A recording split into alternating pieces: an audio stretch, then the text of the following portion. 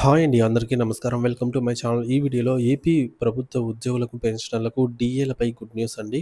4 డీఏలు విడుదలకు date fix. దీనికి సంబంధించిన పూర్తి తాజా సమాచారాన్ని వీడియోలో తెలుసుకుందాము. వీడియో అయితే ఎక్కడ గాని స్కిప్ చేయకుండా ఎండ్ వరకు చూస్తున్నప్పుడే ఇన్ఫర్మేషన్ పూర్తిగా అర్థమవుతుంది. అలాగే వీడియో చూస్తున్న ప్రతి ఒక్కరు వీడియోకైతే లైక్ చేయండి ఫ్రెండ్స్. ఈ వీడియోని తోటి ఉద్యోగ, పెన్షన్ మిత్రులతో అయితే షేర్ చేయండి. కొత్తగా మన ఛానల్‌ని చూస్తున్నవారు ఇంకా ఎవరైనా సబ్స్క్రైబ్ చేసుకున్నట్లయితే వెంటనే మన ఛానల్‌ని సబ్స్క్రైబ్ చేసుకోండి. సో, దీని ద్వారా నేను చేసే లేటెస్ట్ వీడియోస్ అన్నీ మీ వరకు రీచ్ అవుతాయి. ఇక ఆలస్యం చేయకుండా వివరాల్లోకైతే వెళ్ళిపోదాము.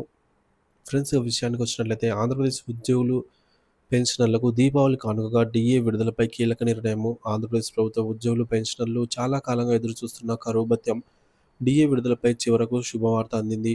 రాష్ట్ర ప్రభుత్వానికి చెందినటువంటి విశ్వసనీయ వర్గాల సమాచారం ప్రకారంగా మొత్తం 5 డీఏలు పెండింగ్‌లో ఉండగా వాటిలో 4 డీఏల విడుదలకు ప్రభుత్వం సిద్ధమవుతోంది.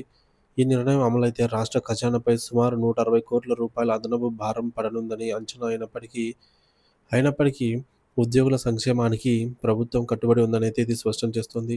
ఉద్యోగుల ఐక్య కార్యాచరణ సమితి జేఏసీ చైర్మన్ మారం జగదీశ్వరరావు గారు ప్రభుత్వం వెంటనే డీఏలు విడుదల చేయడంతో పాటుగా పెండింగ్ బిల్లులు, పెన్షన్ బకాయిలు, పీఆర్సీ అమలు చేయాలని డిమాండ్ చేశారు.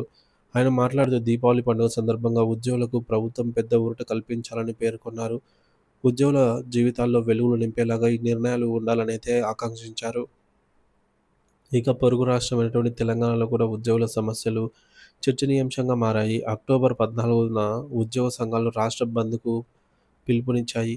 సో, వారి న్యాయమైన డిమాండ్‌లకు మద్దతుగా ఈ నిరసన చేపట్టనున్నారు. అంతేకాకుండా అక్టోబర్ 18న జరగనున్న రాష్ట్ర కేబినెట్ సమావేశంలో స్థానిక సంస్థల ఎన్నికలు, ఉద్యోగుల సమస్యలు, సంక్షేమ పథకాలకు సంబంధించి కీలక నిర్ణయాలు తీసుకునే అవకాశం ఉందని తెలుస్తోంది.